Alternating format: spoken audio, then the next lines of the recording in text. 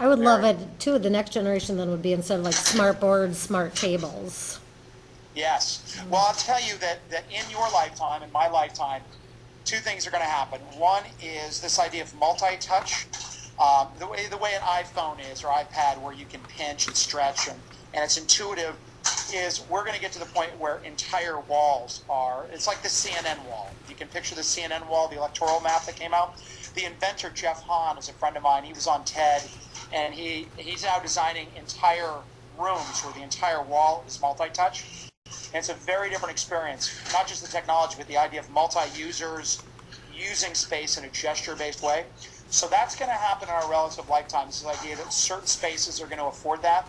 And two, fibers, the very fibers of the material are going to be digitally enhanced. So your ski jacket, your dining room table, every fabric can conceivably be made digital, which means wherever you are, things are projectable and things are interactable as far as, and that's going to happen within our kids' lifetime. So you're right now we're doing the very, very modest Cro-Magnon duct tape version, but within our relative lifetime, we're going to see Surface be projectable and data rich in ways we've never imagined. And it's everything from your ski jacket to the entire room that you're in. So Kind of there's good reminds stuff me of coming. street art.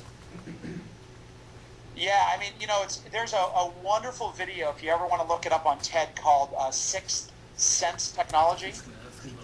And if you go to TED.com and type in Sixth Sense Technology, there's an Indian researcher who works at MIT. He's in their media lab, and he's done this amazing thing with under $400. He's essentially created digital cameras using your fingers. Your fingers are the camera.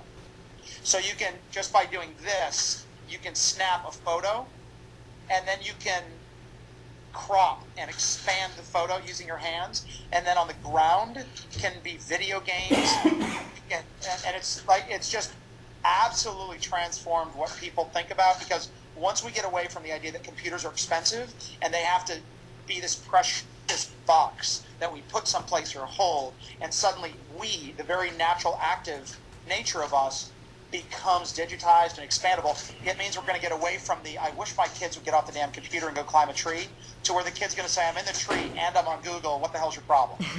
It's just, we're going to move away from, as Jeff Hahn, my buddy, said, I think it's a point where we should no longer have to be conforming to the tool. The tool should conform to us, our natural intuitive movement. So it's coming. I don't know how many public schools will have those at their beck and call, but I will tell you that it won't look like science fiction much. It will not be science fiction. Say, to piggyback on that. All right, so let me go back to your. Okay, just so a sec, right Kristen. now. Okay, go ahead. Oh, Carl just wanted to interject something. Yeah, Yes, Carl. to build on that sixth sense idea, how do you see these kinds of devices? Because according to that video, that TED Talk, he makes it sound like within 5 to 10 years, everyone will be carrying these things. Right. How will that alone influence the design of learning? Yeah. Well, it's gonna do two things. It's gonna one of them's free and one of them's very expensive. The free version is we're going to end up in an interesting moment for design, I think, where suddenly it doesn't matter what the space is or where it is, because you no longer need a perfectly designed space to do whatever you're doing. You can do it once every surface becomes projectable, writable, playable, manipulable, then you don't have to be in a presentation room anymore to do presentation. And you don't need to arrange things. The difference is going to be mindset, that traditional speakers, educators, professionals need a space dedicated to an activity. So does that make sense? Like a corporate CEO and a professor think a very specific solution to a specific need.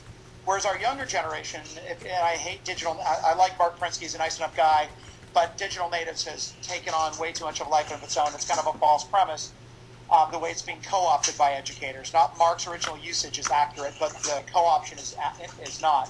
Is that people are, in this day and age, younger and younger folks don't care about perfect or permanent. So they don't need it to look like presentation to do presentation. They can be in a sidewalk, they can be in a coffee shop, they can be in a great theater.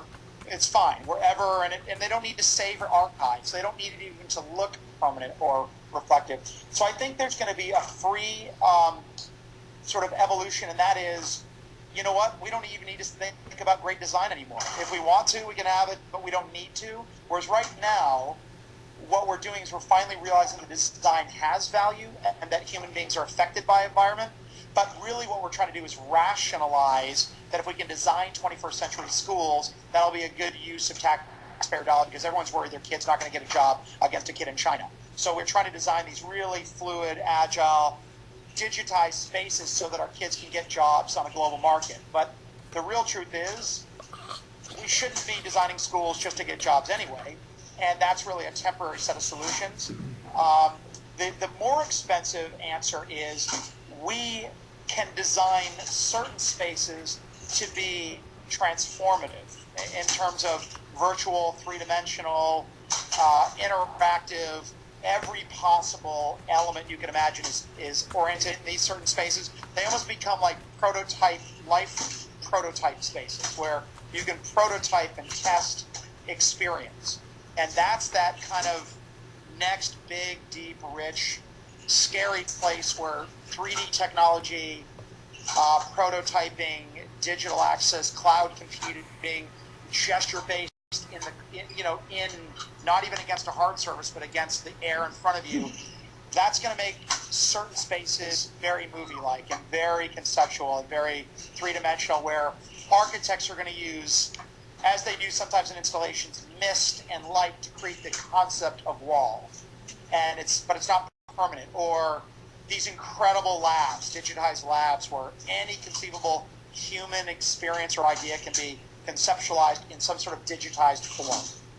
So I think we're going to get incredibly, like a barbell. We're going to get very cheap solutions design-wise, or it doesn't matter if you have any money, you can just do it. And the other end is very expensive, you got to close your eyes and go into Wonderland approaches. So I don't think we're 5 years away from the average person using it.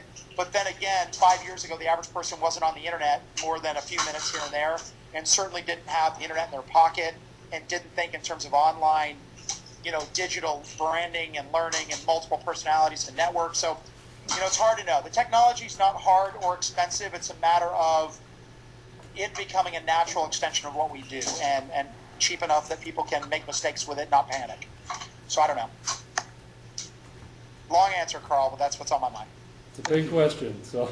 And if I figure it out, I get to be very wealthy, and I'm not smart enough to figure it out, so I'm just futzing on the edges of it.